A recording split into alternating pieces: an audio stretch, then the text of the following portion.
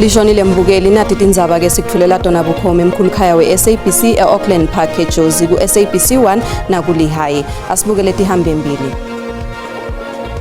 4th of November 2026 is the date that we have set for the local government elections.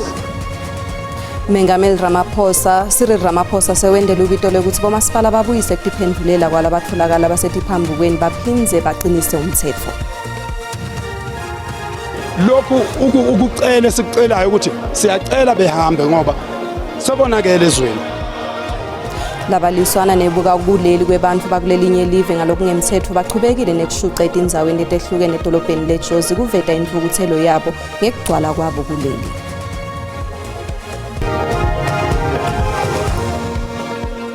Mengameli Cyril Ramaphosa sewendela ubito lokuthi bomasipala babuyise kutiphendulela kwalabatholakala basetiphambukweni baphindze baqinise umthetho. Mengameli ugcizelele ukuthi kumele kuqinisekiswe ngalokukhethekile kwethulwa kwemandi kanti ke kumele bomasipala bavikele batintise temafa. Wengete ukuthi kumele bomasipala baqinisekise ukucashwa kwabonjiniyela labaqeqeshekile labatite ebuchwepheshe kanabalanelkhono. Mengameli Ramaphosa umametele ukuthi likhetho labohulumende betindzawo litawubanja mhla 13 enyangeni lweti lomnyaka losedulu. 4th of November 2026 is the date that we have set for the local government elections. That will have completed a full 5 years since 2021. And this is in line with our constitutional construct or architecture. Ukugudela liphatsimandla labomasipala ukuthi tinenophise lihlelo lekutfula kwetidzingo ncandi letifana nemandi nalokunye. Mengameli uthi kusolakala kwemandi kubangwa tingongo temandi letitsala nekuchunywa kwemaphayiphi emandi ngalokungemtsetfo. Our 8 metropolitan municipalities are collectively losing an average of 34% of all water purchased before it can be built. Some metros are approaching almost 50%. Municipal debt to water boards has tripled between 2018 and 2025. Ramaphosa uthi tinhlelo tekusebenta tabomasipala divalela ngaphandle basisitimali nemabhizinisi ladzingeka ukukhulisa umnotfo wabohulumende betindzawo. Mengameli uphindze wavakalisa kukhatsateka ngekucashwa kwebantfu ngenxa yokuthi batiwa kakhulu etinhlanganweni tabo tetepolitiki hayi ukuthi bayawati umsebenzi. The current system is too complex and fragmented, with even small and under-resourced municipalities expected to take on many responsibilities.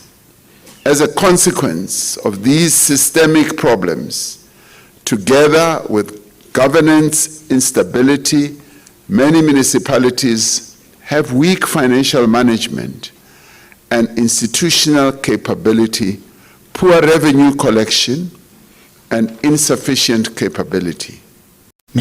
Khulumisana nabo bonke bosodolobha bomasipala labakhulu kuleli ngenhloso yokuqinisekisa ukuthi baphakele mandi ngendlela lefanele. Takamodi itfola gesi lowanele tibithuthwa ngesikhathi netigodzi tiyavalwa emigwaqweni. Sikubutile Mbukeli ukuthi kulandzela inkulumo ya Ramaphosa akhuluma netikhulu tabomasipala yini lo ibona yehlukile tinkhulumeni takhe teminyaka yonke nakusondzela likhetho labohulumende betindzawo. Uphendvule ngalendlela.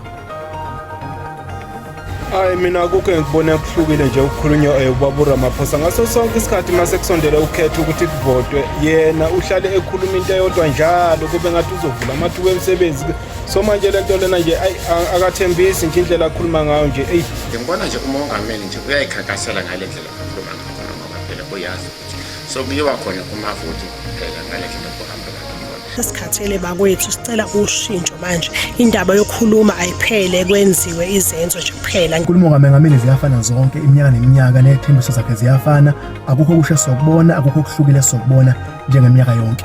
Ayikho nje into ehlukile ayishoyo upresident and manje nje mase kuza ukhetho sokuwesi kakhulu ke manje ngoba phela sekunama empty promises maningi kakhulu. Basele usondele umnyuko bathembisa ngezithembiso ezikumamelekayo nezithembisayo kodwa ke siyayazi ukuthi abazifezekisi izithembiso zabo bafuna nje ivoti yethu. Lona ngumbono wembukeli iSABC etethweswa kutiphendulela ngawo. Advocate Dumisa Ntsebeza uthi yena nalabanye bakhomishana labayimfica belibandla lemaqiniso nekubuyisana babona kungcono ukuthi bangenelele kude kutophothulwa ukucatululwa kwemacala langemakhulu lamathathu labekashota.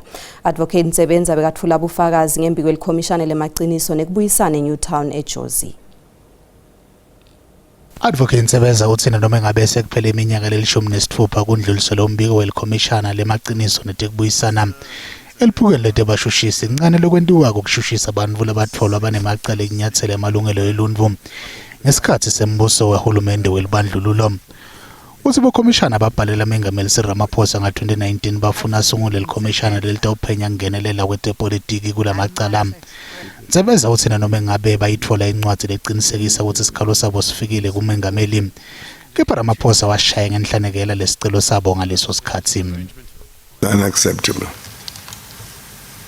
that the only response that one gets for non-prosecution of cases that ought to have been prosecuted or further investigations of those cases to be placed now at the door of individual prosecutors. But we have it from somebody who was NDPP.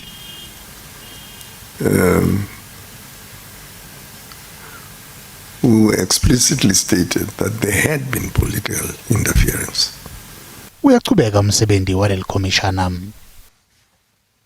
Mapalane jikelele we-ANC fikile Mbalula ukhulume ngekubaluleka kwesifundza saKwaZulu Natal kule nhlangano kunakude politiki kuleli. Mbalula uthi leli thimba lelibambe kwesikhashana litawushicelela tinhlelo tekufundisa ngetepolitiki kuto tonke tingoni talenhlangano.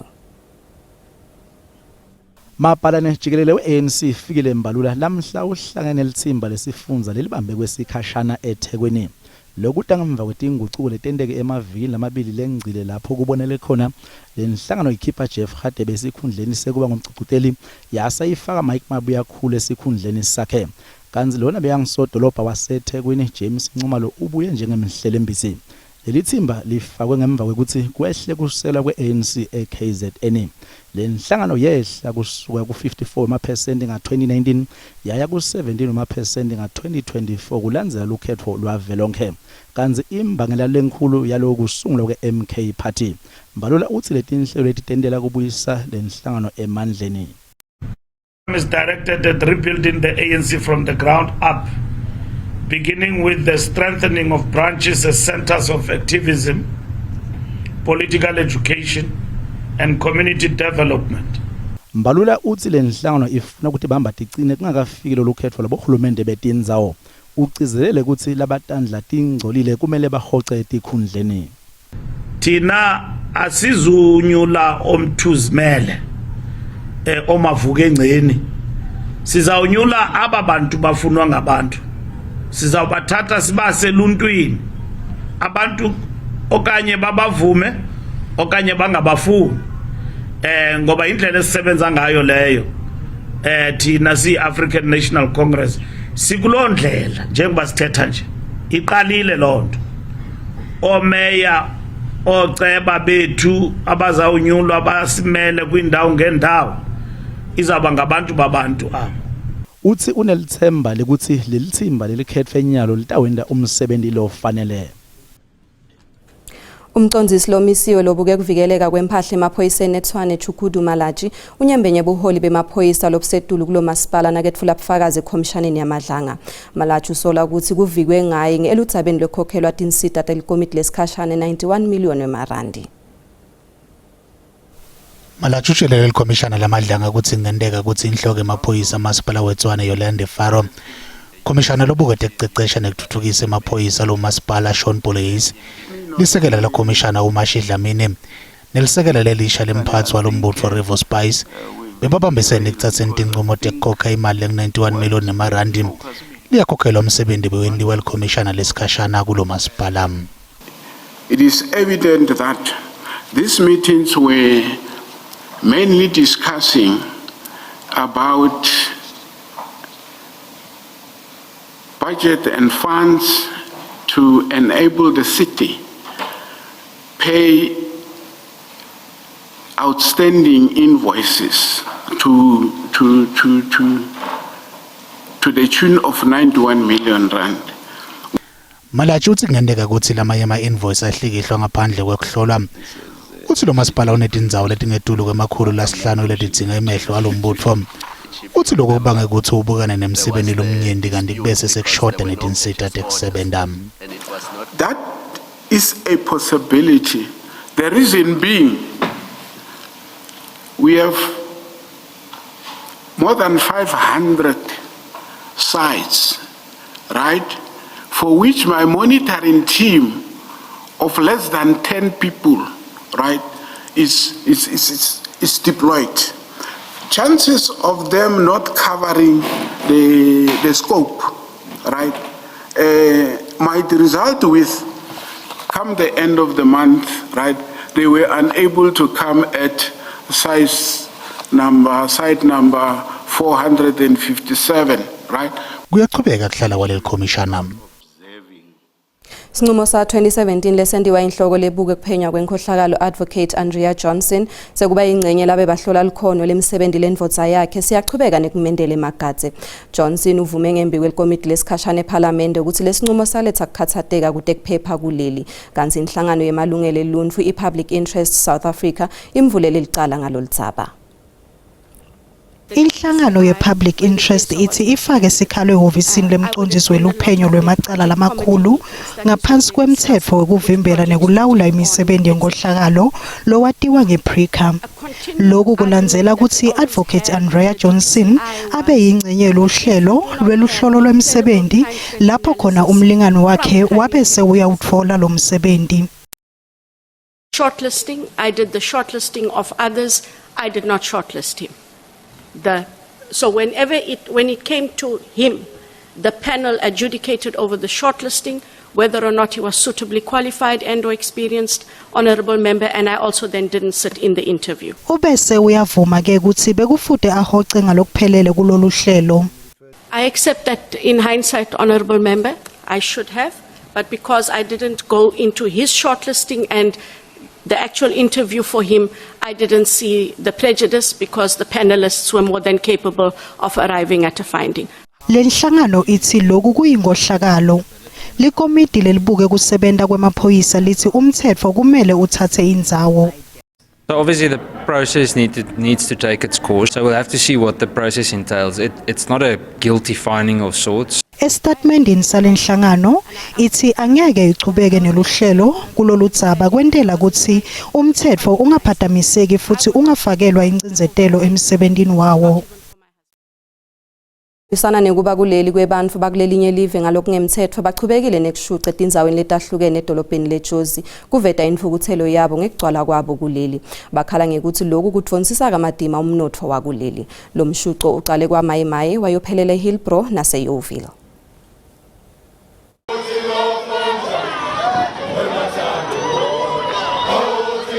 Lapha beyikhuzisaka ithatha isibindi insizwa njengoba beyisuka ibheke ingxenyeni ezithile zedolobho kubalwa kuzo iYoville kanye neHillbrow eGoli. Omunye walabo bebehola le mashi uthi labantu abahambe babuyele emakubo. Siyacela behambe ngoba sekonakele ezweni. Akoni bona kakhulu, kona ngisho ikhulu zethu. Sisacela beqhele. Umhosho Dungulwandle, umfokandabandaba utshela insizwa ukuthi azithintithe ilwele izwe lazo. Ningamadoda bafowethu niyezwa yini? Ningamadoda sukumelana izwe lenu ungalindi ukuthi uzokhethwe. Ungalindi ukuthi uzokhethwa ngoba uyindoda. Omunye besekhaleni lale masho ngizwe inkosi wakwaMchunu uthi lo mzabalazo wabo noma ungaba mncane kangakanani uzoyithela ithelo. Noma ngabe contribution esenza incane kangakanani the teardrop in the auction it make waves. Umshanelo ubonakala umncane kodwa ukhipha izibe eziningi endlini. Nabanye bebekhona bathi bakhathele labantu bokufika bangenamaphepha. Ujabule kabi imashe njenganalini kade sasifisa mfethu ukuthi sesiyazwela ngendlela labantu ababaningi ngakhona. Besifisa ukuthi abantu vele bokufika behamba ukuthini emsebenzini yibo nje abagcwele kakhulu iyuti amanje ayisebenze nxabo labantu labo u60% yibo abasenza kube u40% kube yithi abaningi nje abaSouth Africa basebenzi labantu. Igama lami nguCalvin wakwaDludla endabeni zeSABC ngibika ngiseGoli. Kuletinye ke nasibiye etitolo. Njengoba itakhamuti takuleli tilungiselela kubungata lilanga leti-70 info lesembili kweswela kwensha emathuba emisebenzi.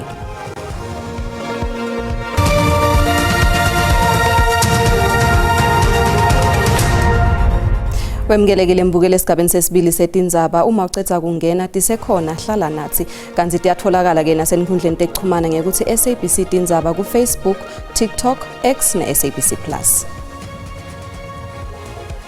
Sekuselangeni lesithathu ukuthi ungathwa kwendvodza leneminyaka lengima-50 nemfica lenyamalele eKomati Port eMpumalanga. Le ndvodza ikhukhulwe yemuka nemandi ngesikhathi yetamakweyo lalibloho lebelinemandi lahamba ngetulu nakucala leliviki kutholakala imoto yakhe kuphela.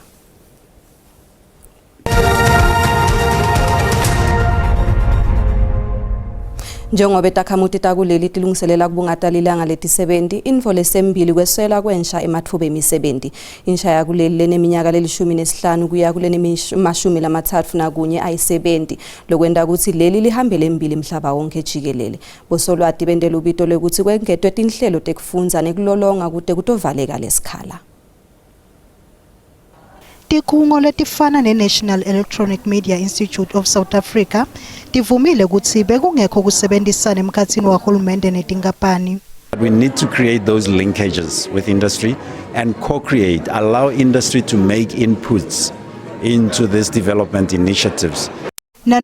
Njalo imvuno yelitiko letemfundo lephakeme Bhuti Manamela ithi kungenelela emakolishi labakwentako kuveta titselo letinhle. Our redesign of TVET college spaces to include training programs that will target young people who are not in employment, education and training, or those who are already working, to use those TVET college facilities to give them extra short vocational skills, portable skills. Sihlalo wemkhandlu wemabhizinisi nemgcini mafa we-ANC Dr. Gwen Ramhupa titshaliwe timali kutemfundo nanobe kwanyalo kusagcilwe ekuthuthukisweni kwebantfwana labancane. The first 1,000 days of a child is critical and up to 5 years for cognitive development, to also participate in what we call maths, science and technology skills that we need. Kusata ubonakala ke ukuthi labadlala inzima batawuthatha siphi sinyathelo kucatulula letingcinamba.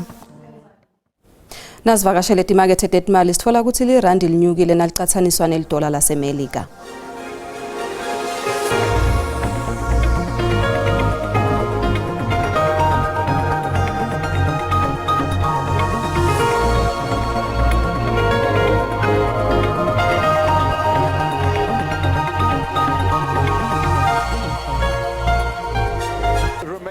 Asiyembombela sive ukuthi Sindisiwe Mlangeni uphethe tipi kuleti hamba embili kuleti phuma embiteni kuliGwalagwala FM. Sindisiwe Angithatha ngadodo timbili lindelwa ngibingelelo umbukele ekhaya ngisho ukuthi namuhla ehlelweni sabesibuka naye indzaba yamengameli Cyril Ramaphosa njengoba memedele ukuthi lukhetho luyobanjwa ngamhla ka4 November kulomnyaka losetulo sabesikhulumisana nalo likomshana lelingamele likhetho kulesifundza eMpumalanga sawuphinze sikhulumisane nalo lisekela lendvuna lebuke tindzaba temandi nekutfala kwendle kuleli vele eNingizimu Afrika David Mahlobo ngendzaba ekusolakala kwemandi kuleli angithathe tinzambo ngitibuyisele eGoli. Mbukeli tikuca lapho ke talamuhla tikhona tesixhosa ngensimbi yesikhombisa nanto zakhe emathebula khona nesimo selitulu ngemva kwetitolo intsamba malenhlengwane.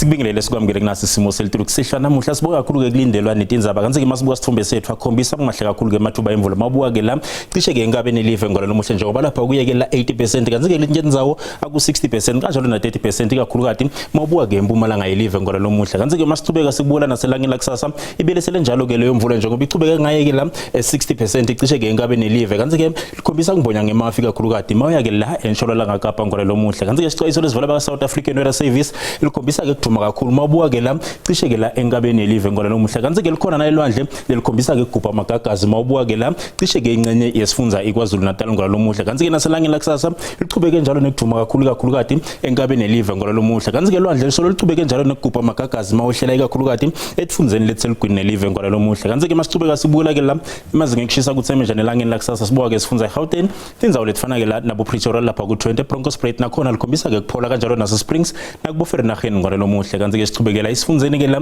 iLimpopo tindzawo letfana nabo Musina lapha ku28 lifuthumele kanti ke lipholile Phulukwane nga23 liphala le24 wehlele kuThabazimbi kanti ke Bhelabhela nakhona lapha kuye ke la 23 the place of the rising sun eMpumalanga ngalo lomuhle tindzawo letfana nabo Mbombela lapha kuye ke la 26 boCaroline esilobela lapha ku19 kanti ke Emelo kupholile ngaye ke la 20 wehlele kubo Standerton kanti ke Secunda ngalo lomuhle lapha kuye ke la 18 KwaZulu Natal indzawo letfana nabo Vryheid uLundi likhombisa ke kufuthumala nga28 21 libeke ePietermaritzburg eLadysmith nakhona lapha ku25 kanti ke kubo Durban likhombisa ke kuphola nga24 Eastern Cape indzawo letfana nabo Maletswayi lipholile nga15 wehlele ke kubo Mthatha nga22 ekuKompo lapha kuye ke la 22 nakhona kanti ke Gqeberha ngalo lomuhle lapha kuye ke la 23 kanti ke Western Cape indzawo letfana nabo Vredendal lapha ku20 likhombisa ke kuphola 22 eBeaufort West kanti ke George kanjalo nase Cape Town lapha kuye ke la 17 kanti ke nobeke eNorthern Cape indzawo letfana nabo Uppington lapha ku20 kanti ke ekhana enobeke eSutherland kuyabanza nga1 ke ekseni kepha ke liphola ngesikhathi ke Nzambama